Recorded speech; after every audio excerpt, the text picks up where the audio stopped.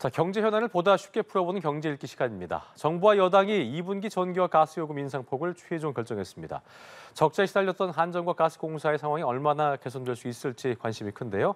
관련 내용 이인철 참 좋은 경제연구소장과 짚어보겠습니다. 어서 오십시오. 예. 자, 먼저 전기 가스요금 인상안 얘기부터 해보겠습니다. 올린다 했지만 여러 이유들로 미뤄왔던 2분기 전기 가스요금 인상안이 오늘 발표가 됐는데요. 전기요금은 킬로와트 시당 8원, 가스요금은 메가줄당 1.04원 인상으로 결정이 됐네요. 그렇습니다. 아마 이제 그 2분기가 사실 절반이 지나버렸어요. 예. 그래서 사실은 이제 한전의 적자, 가스공사의 미수금이 누적되니까 주무부서가 산자부거든요. 예. 산자부가 지난해 한전이 적어도 이 적자를 해소하기 위해서는 연간 킬로와트당 전기요금은 51.6원 정도 올라야 맞아요. 됩니다. 네네. 그래서 정확하게 4분의 1에서 1분기는 올렸어요. 1분기는 올렸는데 1분기 너무 전기요금 폭탄이라는 맞아요. 이 불만이 커지니까 지금 한 달 반 동안 계속해서 이 결정을 미뤘습니다. 그렇습니다. 여론의 눈치도 봤고요. 야, 전기요금 인상하기 전에 한전이 자구책 먼저 내놔봐. 그러면서 계속해서 차일피일 미루다가 오늘 당정 협의를 통해서 말씀하셨던 것처럼 전기요금은 킬로와트 시당 8원. 예. 그러니까 13.1원에는 한 5원 정도 못 미치죠. 여기다가 가스요금도 메가줄당 1.04원이에요. 자, 이 인상폭만을 놓고 보면 도대체 우리 4인 가구 기준인데 얼마나 오르느냐를 감지하지 못하실 텐데 전기요금의 경우에는 약 3,000원 가량 월 추가적인 인상 요인이 발생을 월 합니다. 3,000원 그렇습니다. 가량. 예. 한 가구당 7kW 정도를 사용한다라고 하면 네. 3,000원 가량. 그리고 이제 가스요금의 경우에는 메가줄당 1.04원임에도 불구하고 인상폭은 더 커요. 월 4,400원 정도. 그렇군요. 그러니까 당장 이제 오늘이 이제 발표가 났기 때문에 소급 적용은 안 되고요. 그러니까 내일부터 한 가구당 가스요금과 전기요금이 월 한 7,400원 남짓 더 늘어난다라고 이제 생각하시면 되는데 그러다 보니까 이건 일반 가구는 괜찮지만 에너지 취약 가구의 경우에는 좀 부담이 커질 수 있거든요. 그럴 수 있죠. 자, 그러다 보니까 에너지 취약 가구의 경우에는 이번 요금 인상분을 1년 동안 유예를 좀 해주고요. 그랬군요. 그리고 이제 이 가정용의 경우에는 요금이 좀 많다라고 하면 분할 납부가 가능해요. 이걸 이제 소상공인한테도 전기가스요금 분할 납부 제도가 신설이 되고 또 하나는 그동안 사실 에너지가 우리는 전액 사실 수입해다 쓰잖아요. 이제 이 무역수지 적자의 큰 원인이기도 한데 에너지 절약 캠페인을 거의 잘 안 했어요. 예. 그러다가 아마 이제 7월부터는 일반 가구에 대해서도 에너지 캐시백 제도를 운영해서 일반 사용보다도 전월보다도 다른 가구보다도 좀 덜 썼다라고 할 경우에는 최대 킬로와트당 100원까지도 할인을 캐시백 돌려주는 거예요. 돌려주기로 했습니다. 그렇군요. 이게 보니까 아까 말씀하신 것처럼 한전과 가스공사가 자구책을 내놓긴 했습니다만 보니까 문제는 아까 말씀하셨던 것처럼 한전이 누적 적자 해소 위해서 올 한해 올려야 된다고 주장한 금액이 51.6원이었는데 이제 한 20원 좀 더 올린 거니까 나머지 한 30원 남았던 얘기죠. 수치상으로는. 맞습니다. 그렇다고 그러면 앞으로 두세 배 또 올릴 수 있는 건지 어떻게 봐야 되는 거예요? 이 부분은요. 일단 한전의 적자가 이렇게 누적된 건 한전이 지난해만 평균으로 따져봤더니 전기를 한 155원 정도에 사와서 가정이나 이제 일반 산업 가구한테는 30원 이상 낮은 120원 정도에 팔았다는 겁니다. 그러다 보니까 지난해 누적 적자만 32조 원 발생을 했어요. 그래서 정확하게 이번엔 인상폭의 4분의 1을 반영을 해서 1분기 동안을 견뎌봤는데 그럼에도 불구하고 13.1원을 올렸음에도 불구하고 1분기 동안 추가된 한전의 적자가 6조 원이 넘습니다. 자, 그러다 보니까 도대체 왜 이런 일이 발생하느냐. 한전이 올 1분기 동안에도 평균으로 따져봤더니 전기요금 사오는 데는 킬로와트당 174원을 들였는데 파는 것은 147원. 그러니까 킬로와트당 27원 정도 계속해서 팔면 팔수록 적자인 미치고 장사한 거네요. 미치고 장사한 겁니다. 자, 그러다 보니까 2021년부터 올해 1분기까지 누적된 영업 손실이 한전은 45조 원에 육박을 합니다. 그러면 이번에 과연 전기요금 8원 올렸는데 적자 해소에 얼마나 도움이 되느냐? 한 2조 6천억 원이에요.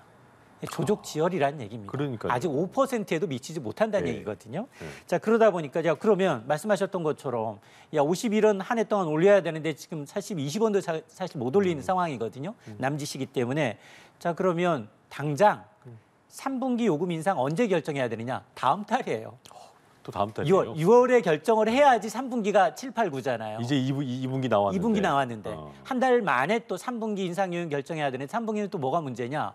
가장 전기 사용이 많은 에어컨을 써야 되는. 맞아요. 더울 냉방철이에요. 냉방비 폭탄이 우려될 수 있다는 거고요. 그렇습니다. 그러면 3분기도 많이 올리기 어렵겠네. 그럼 4분기 다시 날씨 추워져요. 그리고 내년 선거 있어요. 이러다 보니 최적의 공공요금 인상 타임은 2분기다라고 얘기가 나왔는데 2분기 절반 지나버렸잖아요. 절반은 이게 소급 적응이 안 되다 보니까 이미 이제 한전의 경영 상황이 어려진 상황에서 계속 차일피일 미루다 보니까 지금 문제는 뭐냐? 이 부작용이에요. 한전이 지금은 전기요금을 1분기에도 인상했음에도 불구하고 2분기 전기요금 제대로 인상 못하니까 그 경영 적자를 메우기 위해서 계속 빚을 내고 있습니다. 이러면 한전채를 발행하고 있어요. 한전채는 굉장히 메리트가 있어요. 트리플 A에다가 한전이 무너지면 국가가 지급을 보장합니다. 이러다 보니까 4에서 5% 넘는 한전채가 불티나 시팔리니 다른 AA 등급의 기업의 회사채는 안 팔려요. 그러겠네요. 그러니까 쏠림 현상이 나타나고 있죠. 지난해는 한전채가 무려 1년 전에 비해서 10배 가까이 늘다 보니까 이 한전이 낸 빚에 대한 하루 이자만 매일 38억 원 이상 이자가 발생하고 있어요. 매일 38억 원. 네. 그러니까 이게 무슨 문제냐? 우리가 지금 쓰는 에너지 가격 우리가 제대로 내고 쓸 거냐? 아니면 이 부담을 미래세에 전가할 거냐? 타이밍의 문제라는 겁니다. 그러니까 어쨌든 올리는 거는 불가피한 상황인데 이걸 이제 얼마만큼 막 급격하게 올리지 않는가, 이 얼마만큼 차분하게 올릴 수 있는가, 이 부분이 정부가 고민해야 될 부분인 것 같은데 맞습니다. 또 이런 얘기 있더라고요. 그러니까 자구책 발표했다고 했잖아요, 두 기관이. 그런데 이게 뭐 자해책이다. 이거는 왜 그런 얘기, 무슨 얘기예요? 그건? 사실은 지난해부터 계속 자구책을 요구해왔어요. 전기요금이 너무 많이 가파르게 오르니 한전에 너는 왜 손쉽게 전기요금 인상으로 이 적자를 해소하려고 하느냐, 자구책 내놔라. 했더니 자구책 핵심은 두 가지예요. 알짜 자산 매각하겠습니다. 부동산 매각하겠습니다. 또 하나는 인건비 좀 줄여보겠습니다. 이 두 가지거든요. 더 나올 게 없잖아요. 자, 그래서 이제 지난해 20조 원 했는데 그것도 부족하니 이번에 5조 더 추가된 겁니다. 25조 7천억 원, 그리고 이제 가스공사 역시 15조 4천억 원 내놨는데 문제는 내용을 좀 들여다봤더니 줄이지 말아야 될 걸 줄이고 있다는 겁니다. 어떤 건데요? 무슨 얘기냐? 이제 송전망, 발전망이라는 게 뭐냐? 우리가 이제 발전 시설은 대부분 해안가 쪽에 있거든요. 지방에 있어요. 그렇죠. 그 지방에 만들어진 전기와 가스를 사실은 수도권 서울로 옮겨야 하잖아요. 그게 송전망, 발전망이에요. 그거를 줄이겠다는 겁니다. 그 필요한 거를 반드시 필요한 거를 줄이겠다는 거고요. 또 하나는 알짜 자회사를 매각하겠다고 지난해부터 내놨는데 이게 부동산 시장이 안 좋으니까 안 팔리는 거예요. 그러니까 이제 여러 가지 문제가 이제 복합적으로 결합돼 있는 문제다 보니 특히나 이렇게 이제 이 인프라를 계속해서 늦추게 되면 이게 한전의 자구책일지는 모르겠지만 산업 전반에 영향을 미쳐요. 그러다 보니 이게 지금 자구책이 아니라 자해책이 아니냐라는 이제 진흙의 목소리가 나오고 있는 겁니다. 어쨌든 이게 전기가스요금 인상의 큰 요인 중 하나가 두 기관의 어떤 경영성 악화였기 때문에 이 부분을 좀 국민들이 고스란히 떠안아야 되는 또 억울한 상황이고 하기 때문에 양사가 좀 내놓고 있는 자구책 경영 약속도 그렇고 앞으로 좀 더 실효적 있는 약속을 좀 내놔야 되지 않을까 생각이 드는 상황인 것 같습니다. 자, 주제를 바꿔서 전세대출 금리 얘기 좀 해보겠습니다. 서민층을 대상으로 한 정책 보증 전세대출, 이 금리의 인상 반영이 너무 빠르게 이루어지고 있다. 이런 지적이 나오는데 어떤 얘기입니까? 이게 왜냐하면 사실 우리가 고정금리 대출이 거의 찾아보기 좀 어려워요. 전세대출은. 특히나 이제 정책금융 상품을 제외하고는 실질적인 고정금리는 사실 없어요. 은행은 팔게 되면 주택담보대출도 혼합형이라고 해서 첫 5년만 고정금리, 나중에는 대부분 다 변동금리로 바뀌게 되거든요. 그렇죠. 자, 그런데 특히나 이제 서민을 대상으로 한 정책 보증 상품인 전세대출도 보니 지금 지난해 기준입니다. 변동금리 대출이 대부분이에요. 한 전세대출 잔액이 지금 151조 원인데 여기 4%가 변동금리예요. 10개 중에 9.5개가 맞습니다. 변동이에요. 그러니까 나머지 6개, 뭐 100개 중에 6건 정도만 이제 고정금리라는 거거든요. 자, 그러다 보니 아니 정책성 대출이라는 게 정부 기관이 보증을 하고 있고 취약계층을 위한 대출이고 전세 대출이라는 게 이제 대부분 보면 청년이라든가 신혼부부라든가 굉장히 어려운 서민들의 대출 상품인데 지금 우리가 그동안에 금리가 많이 올랐잖아요. 금리가 많이 올라서 실제로 이런 이제 변동형 금리의 대출의 기준이 되는 건 뭐냐? 6개월 금융채라든가 코픽스 금리예요. 코픽스 금리는 시중 8개 은행이 자금 조달 금리로 인해서 매달 15일에 발표해서 16일 날 바로 한 달마다 바뀌거든요. 자, 그런 것들이 고스란히 노출되고 있다는 겁니다. 실제로 지난해 4월 이제 코픽스 금리가 1.7%였는데 올해 4월 3.56%까지 뛰었어요. 2배 이상 올랐네요. 2배 이상 올랐습니다.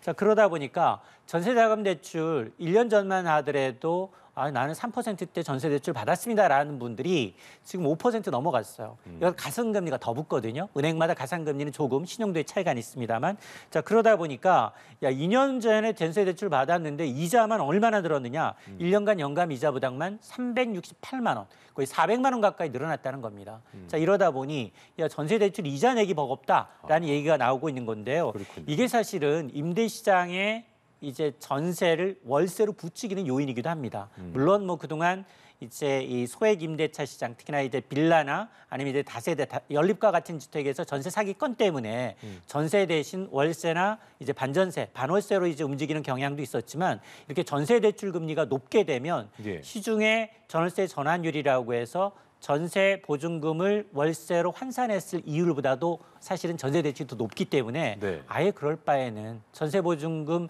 대출 받아서 증액하느니 차라리 난 월세 살겠다. 이런 비율이 더 늘고 있는 게 사실입니다. 그렇군요. 근데 사실 이게 정책성 전세 대출을 이용한 대상이 보통 말씀하신 것처럼 청년도 그렇고 신혼부부들이 많기 때문에 정책의 취지라는 게 좀 그렇잖아요. 서민층의 주거 안정이라는 건데 이렇게 금리 인상 반영이 너무 빠르게 이루어진다 보니까 이거 취지가 어긋난 거 아니야? 이런 지적 많이 나오더라고요. 맞습니다. 사실 정책금융 상품들 가운데 올해 나와서 그나마 히트를 거뒀다라고 하면 특례보금자리론이에요. 지난해부터 이 특례보금자리론이 그동안은 사실은 이제 대환대출이라고 해서 주택을 구매하셨던 분들 주택담보대출자한테만 문호가 열렸었는데 이 상품은 전세대출자도 고액의 전세대출이라면 갈아탈 수 있게 해줬거든요. 고정금리로. 그러니까 이런 이제 고금리 전세대출 상품이 많아져야 돼요. 그런데 지금은 거의 찾아보기가 좀 어렵거든요. 왜냐하면 전세자금이라는 게 그동안 이제 우리가 이제 계약갱신 청구권이라고 해서 임대차 3법 때문에 2+2 4년이잖아요. 그렇죠. 4년인데 지금 보통 보게 되면 이제 이 주택담보대출 금리에는 은행의 경우에는 혼합형이라서 고정금리 대출을 판매를 하지만 전세 대출은 거의 찾아보기 어려웠거든요. 그러니까 이 정책성 전세자금 대출의 경우에 변동금리가 아니라 이 고정금리 상품을 많이 줄 수 있도록 은행들한테 유도를 할 필요가 있다라는 거거든요. 그렇군요. 자, 그래야지 되고 또 하나는 뭐냐? 이런 게 만일 이제 고정금리를 받았는데 대출일 금리가 낮아질 수 있잖아요. 낮아지게 되면 대환대출해야 되는데 사실 전세대출은 보통 2년 내지 4년이다 보니까 이게 3년 이내에는 중도상환 수수료를 또 받아요. 맞아요. 자, 그러다 보니 이런 전세대출의 경우에는 이제 중도상환 없이도 쉽게 대환대출로 갈아탈 수 있도록 문을 터주는 거, 그리고 쉽게 비교하고서 좀 갈아탈 수 있는 것들, 고정형 상품들 이런 걸 이제 최초부터 좀 내놔야지. 정책성 상품이라고 해서 만들어 놓긴 했는데 대부분 변동금리 상품이고 이런 것들이 나중에 부담이 커지게 되면 사실 설계한 정부 정책금융사의 이제 잘못이기도 하거든요. 자, 그런 걸 감안해서 아마 이제 전세대출을 앞으로는 이제 설계를 할 때도 일반 은행들이 고정형으로 좀 출시할 수 있도록 좀 유도하는 것도 필요해 봅니다. 어쨌든 서민층의 부담이라는 게 이제 대출 상환 부실 문제로 이어질 수 있기 때문에 금리 민감도를 낮출 수 있는 대책들이 좀 많이 나와야 되지 않을까 생각을 해보겠습니다. 자, 그리고 건강보험 당국이랑 의료 공급단체들이 내년도 의료 서비스 가격, 이른바 이제 수가라고 하죠. 이 수가를 정하기 위해서 본격적인 협상에 나섰는데 주목해야 할 부분이 뭐냐면 내년도 건강보험료율이 어떻게 정해질까라고 하더라고요. 이게 어떤 관계가 있는 겁니까? 사실은 그 다 올린다는 얘기잖아요. 전기가스 요금 올라갑니다. 그다음에 대출금리도 이제 전세대출의 경우에는 이제 서민들까지 좀 피해를 보고 있습니다라는 얘기인데 건강보험료도 사실은 아름아름 좀 오르고 있어요. 조금씩이요? 그렇습니다. 올해도 건강보험률이 평균 1.49%가량 인상이 됐어요. 1.49 정도. 이게 수가라는 건 뭐냐면 건강보험 당국이 각 이제 이 지금 의료 보험을 제공하고 있는 보건의료 서비스 업체한테 제공하는 가격이에요. 그건 인상률하고는 조금 다릅니다. 그래서 올해는 사실 건강의료보험 이 가격 수가의 경우는 평균 1.98%가 인상이 됐지만 인상률이 1.49%로 낮아진 이유는 사실 건강보험 재원이 조금은 늘어났어요. 그러니까 사상 최대. 곳간이 조금 늘었군요. 그래서 곳간이 좀 늘다 보니까 수가는 좀 더 올랐지만 일반적인 이제 가정에 이제 부과하는 보험료율은 좀 낮아졌는데 문제는 뭐냐? 이게 사실은 저출산 고령화하고 문제가 있어요. 저출산 고령화 때문에 나이가 많이 들면 늘수록 의료 서비스 업종이 받을 이제 비용 부담은 더 늘어날 수밖에 없는 상황이고요. 특히나 이제 빠른 속도의 공공보험이 늘어나다 보니까 우리나라도 지금 보험료 낼 생산 인구는 줄고 있거든요. 그러다 보니까 빠른 속도로 재정이 악화될 수밖에 없는 상황이기 때문에 비교적 넉넉할 때 더 받아놔야 돼요.